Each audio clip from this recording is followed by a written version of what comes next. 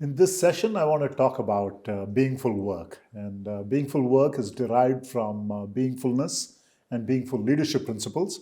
And it's actually a fascinating area, something that I've really enjoyed working with my associate and colleague, Shubhangi. Let me introduce my wonderful colleague, Shubhangi, who's been doing research with me on Beingful Work and what leads to Beingful Work.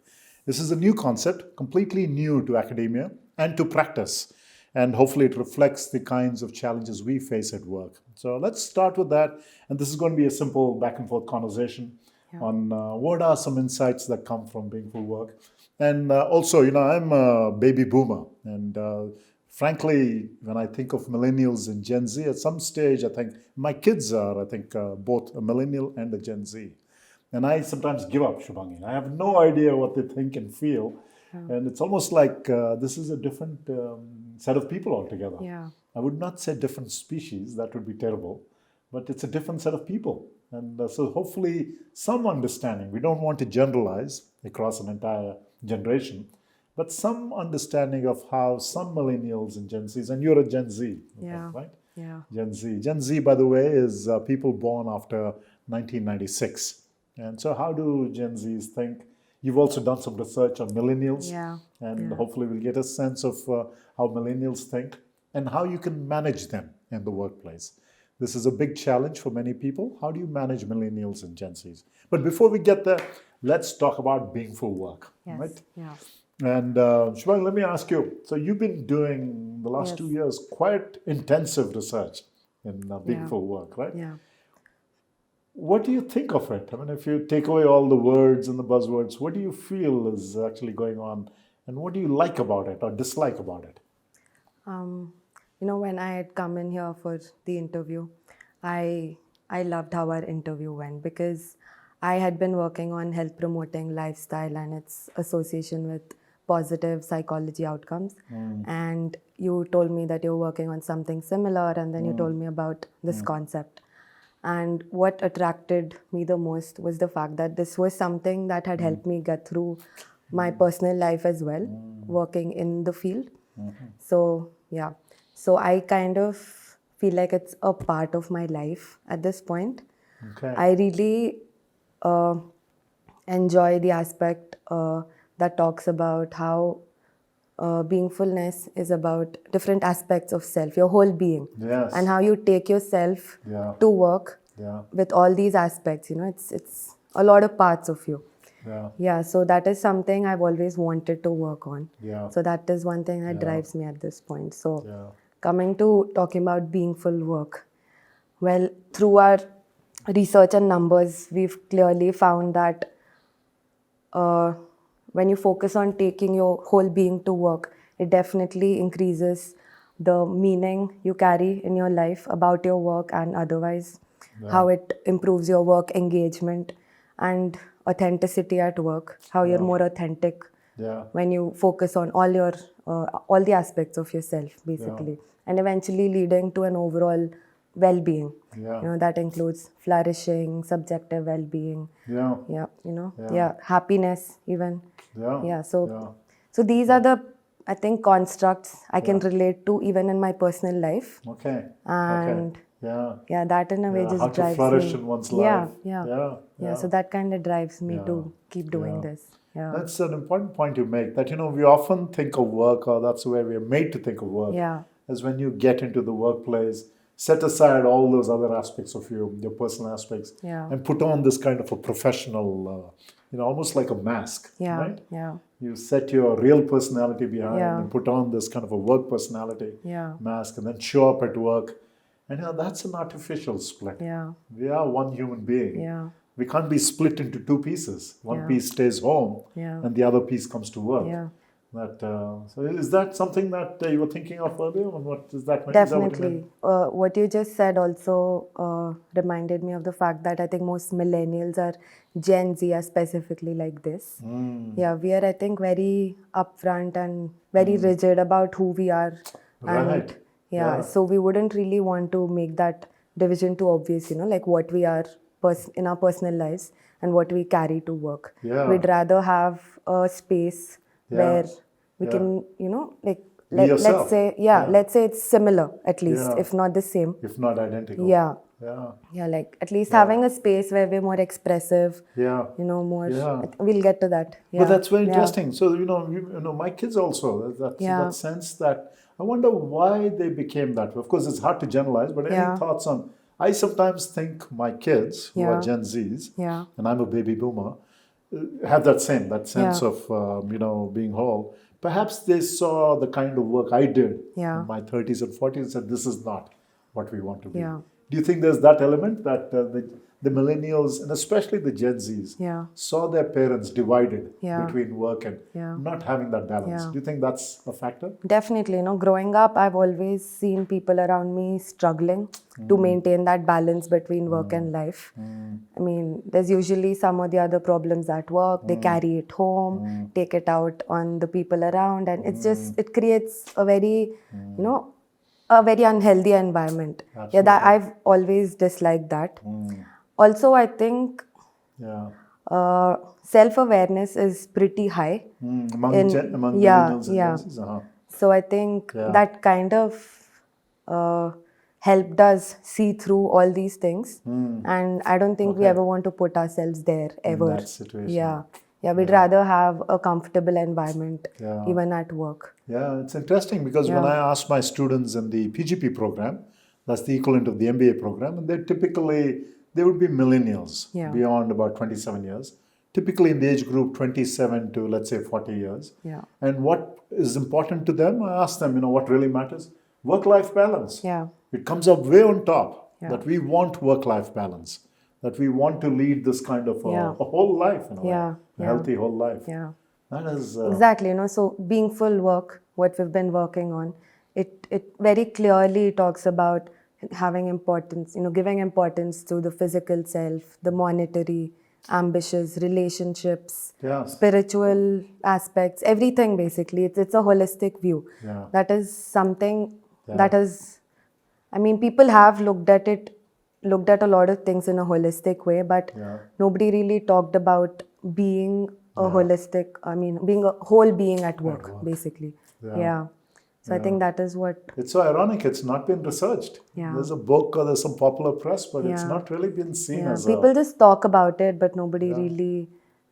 nobody has worked on it or even applies it to their life. And you've actually now for the past 2 years, Yeah. I should tell people that Shubhangi and I have been working on really thousands of managers, right? 1,300, 1,400 managers. And how they relate to this notion of whole self. In other words, they come to work with needs that involve the whole self, the whole being.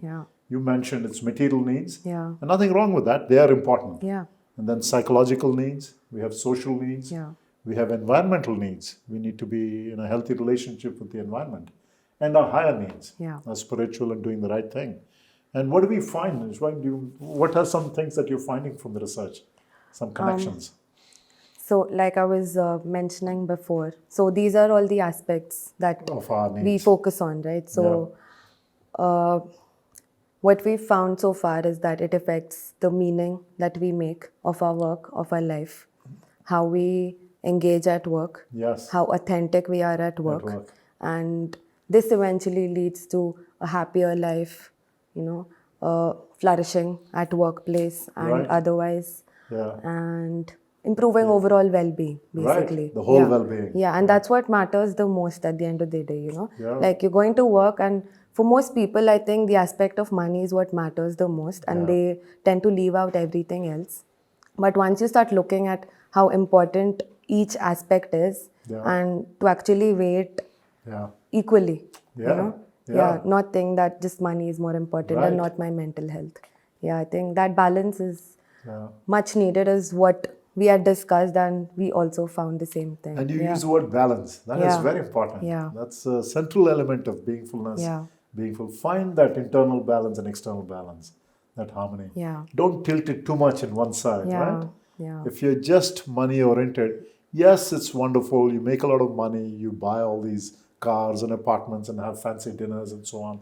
Live the lifestyle of the people you saw on TV. But after a while, it begins to get tiring. It's a life of pleasure. At the end of the day, you're going to bed and you ask yourself, was this meaningful? Was what this what meaningful? like did this, like you were talking about before, purpose? Yes. Like did this have any purpose?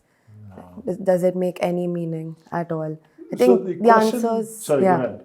yeah, I think the answers to these questions are what matter at the end of the day. Yeah. So when many people think of millennials and Gen Zs, Yeah. they think, okay, these guys don't care about purpose. They only care about money or experience. That, purpose or a sense, intention is of no use to them.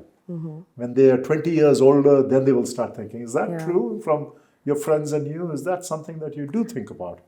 I'd say there's both kinds. Okay. So there's a set of people I've interacted with which are more oriented towards money, getting rich, and the material aspects, basically. And then there's a set which is more self-aware and wants to contribute to the society. Okay. Yeah, so they're more inclined towards social work, let's say, and I think in a way very selfless. Making a difference. Yeah, so making a difference matters more. Okay. So Okay. I think overall, making a difference in the society matters to everyone in the generation. Including the ones who Yeah, want to make including money. the ones. So they have a different path of doing that. Like their way of doing it might be different. But at the end of the day, I think Making a we want to contribute to the society, make sure it evolves in a way that that benefits as many people as possible, I guess. Yeah. So in a way, if I wanted to make money as a millennial, it maybe I'll use that money later to make a difference. Is that the kind of thing, or is it just I'll make money, I'll do my bit, and then I will start thinking of making a difference? What do you think I is? think that's what you said is also there. But another side of it would be doing work that directly contributes to the society, let's say. Okay, that is important. Yeah. Like for example, let's say in academia, someone is doing research that directly affects some or the other outcome in the society. Something like that. That is, very interesting. What else is, so, this word meaning is, of course, a very complex word. Yeah. What gives one meaning may not give meaning at all. Yeah. What is goose for the, what is that explain? Goose for the gander is, what's sauce for the goose is not goose sauce for the gander. Yeah. I'm actually mixing my metaphors and my birds. But let's say, meaning. So clearly there's a difference of what is meaningful to the younger generation compared to what's meaningful perhaps to an older generation. Is there any sense of what's meaningful to you and the friends you know? What is meaningful? Personally, I've always enjoyed being by myself and being alone. So I think for me, when I look at meaning in life as general, I think I would be heading towards, doing things that would in a way make sure that my potential is reached, my highest potential is reached. And in this process, I would want to do things that make sense to me. To you. Yeah. Right. I don't really want to think about anyone outside of this circle, Like what matters to me is the priority, I guess. Right. Yeah. Right. So something that's true to you. Yeah. So yeah. And what do you think they are from your reflection? What matters to you? What is important to you? I think one thing that has always driven me to be in this field of research even is the importance that has never been given to mental health in the country. Yeah. So that kind of pushed me towards this field in a way. Absolutely. And now I'm at a place where I really want to do something that improves the overall mental health and well-being, of as many people as possible. I think the first step in that is making people realize that it's important. Yes. Like for example, even when we are doing our research, Yeah. a lot of people look at the kind of things we teach and they're like, we never even thought of this. We never thought that our mental health would matter this much. Psychological well-being. Yeah. So I think I think that's where I see myself going. Yeah. That's a very important point. I think it's the elephant in the room. It's it's the one most people are ashamed of at some level, right? Exactly. But that's what matters the most at the end of the day. Yeah. Your efficiency at work will definitely depend on that. Yeah. And in the recent COVID, this is what we've learned, right? Exactly. The COVID crisis was really a crisis in terms of shaking us up emotionally, mentally, psychologically. Yeah. That this is important, more important than many other things. Yeah. Also giving us space for more self-reflection in a way. Yeah. I think that's been a very good part about this, where people have come to a place where Yeah. They're more aware of their needs Their needs. and Yeah. how they would want to achieve them. And to accept the fact that we need Yeah. psychological well-being. Yeah. It's not something to be shunned Yeah. or neglected. Yeah. That's right. Yeah. Now I should mention that I used to work for about a year or so as a suicide counselor in Santa Cruz County. I used to man the phone lines and so on, and that's when I really realized that we are just a few incidents away from being in that position. Yeah. Most human beings, we could reach a situation where we give up. That what is there to be done, and that's when it's really critical to realize, one, that this is common. Yeah. Two, it is something that we need to get help for. And three, that nothing to be ashamed of. Yeah. That stigma. Yeah. And for many in India, I think you're right. Yeah. The society is now waking up Yeah. to. Yeah. Is this something you see in this generation? Because sometimes it's commented that millennials, Gen Zs, on one hand, extremely outgoing, materialistic. Yeah. On the other, high levels of depression. Right? Yeah, definitely. A lot of anxiety, depression. Yeah. I think this sense of comparing yourself to others and that has affected our generation a lot. Is that a big one? Yeah, definitely. The social anxiety from comparing. And I think the peer pressure. Yeah. These are the aspects that affect us the most. What people around us are doing and what they think of what we are doing. Yeah. Their perspective of us. So this division between the real self and ideal self the gap is pretty big now. It's very big. Yeah. The appearing self. And So who you are. So I think most millennials are always struggling to bridge that gap and It's constantly failing. Constantly failing. And that I think in a way leads to a lot of anxiety and depression. Right. Where does this come from? Why this extra emphasis? Is it social media that's strengthened, or in a way, in a negative way? I would definitely say technology has. In yes. a way, I mean, we get to see everyone's lives just sitting at home, and I think as human, it's normal that we kind of put ourselves and on a scale and see where we are, where they are. Right.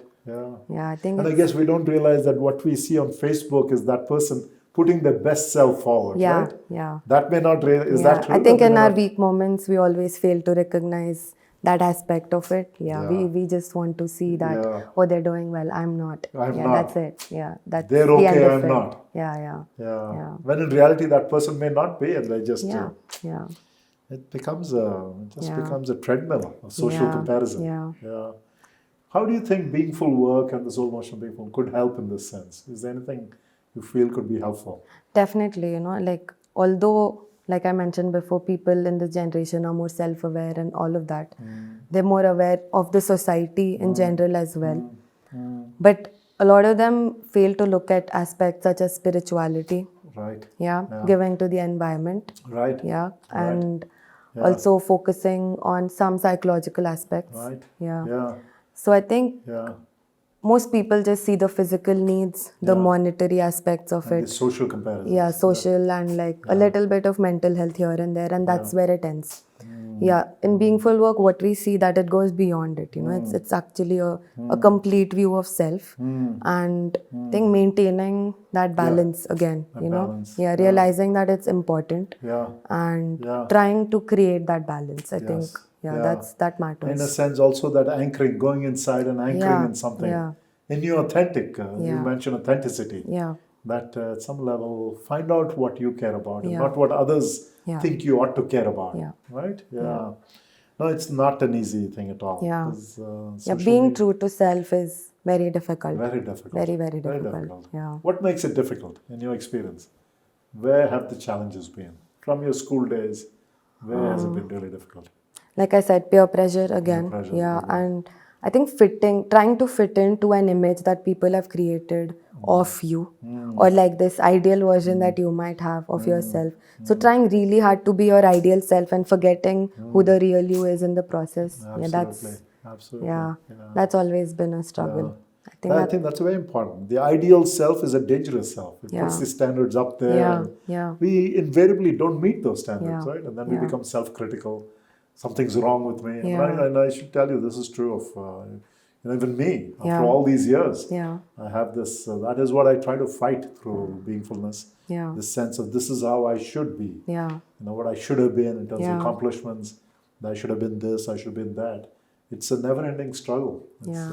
I don't think there's anyone there who's completely conquered that. But yeah, it's a hard taskmaster, Yeah. right? That ideal self. So really, at some level, beingfulness is coming to terms with your real self, Yeah.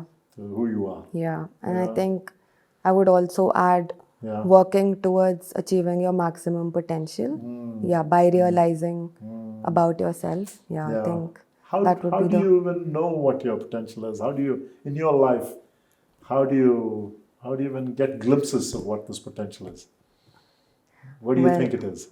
Well, so far, I think based on the skill set I've had so far and how I've been doing Yeah. when I was studying or at work, Yeah. I think these are the only aspects I've explored so far. Yeah. I think one other thing, Yeah.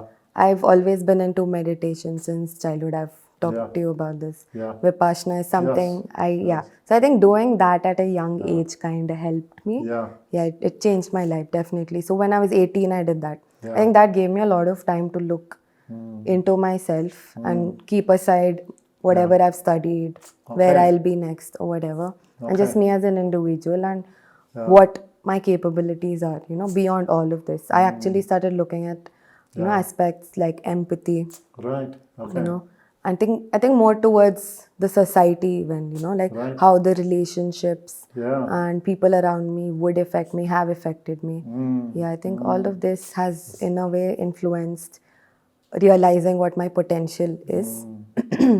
Yeah. I think now I'm at a place where I'm trying to integrate that with Yeah. the skill set I have and again ikigai, I guess. Ikigai. Just Absolutely. yeah, With just all trying of to that. integrate all of that Yeah. into one. What we feel is the core potential Yeah. we have. Yeah. And to be able to express it. Yeah. Yeah. Express it. And I should tell you, when I was myself struggling, Yeah. not sure in terms of health issues and so on, I kept thinking of, ironically, not, of course, I thought of the Upanishads and, and the Vedanta, but I also thought of Milton. In his Paradise Lost, he talks about it's so ironic, something that I read many, many years ago, Yeah. 50 years ago in school, right? And when I consider, I don't know if you know that line, when I consider how my life is spent, and that one talent which is death to hide, Yeah. render within me useless. That is the thing. That's what Milton felt Yeah. towards the end. That die before you could express that talent. Yeah. That one talent which is death Yeah. to hide, Yeah. render within me useless. That I was just thinking that how to express what is inside, Yeah. what is really a core part of Yeah. you. I think even getting to a place where you realize Yeah. that this specific thing Yeah. is what I'm good at and I should work on it. That is also a very difficult journey in Very itself. hard. Yeah. Very hard. Yeah. So I think the first step is at least realizing that it can be done. Can be done. I think slowly walking towards more Yeah. self-awareness, more Yes. self-reflection. I Yes. think that's what would give a way to, Yeah. understand what you really are. Right. Yeah. Right. And so that's a great topic for the next session in terms Yeah. of, is what you are already there, or is it something you co-create? Is this, it's the old difference between, I guess, is it The Alchemist who says it's there, right? I don't know if you've read The Alchemist. No. Okay, Yeah. so you thought it's probably Paulo so Coelho, yeah, yeah. that's right. So the Yeah. alchemist would say there's a treasure in you waiting to be discovered. Yeah. That's one view, that this who you are is waiting to be discovered, Yeah. or what you can express. The other approach is it's not waiting to be discovered, but it's created by you. It's co-created. Yeah. That's something I'm interested in getting your thoughts on it in Yeah. another session. I think it reminds me of tabula rasa. Yes. Yeah, we'll talk yes, about that. We'll talk about that, Yeah. absolutely. Tabula Yeah. rasa, absolutely. Yeah. Absolutely. Okay, with that, thank you, Shubhangi. That Yeah. was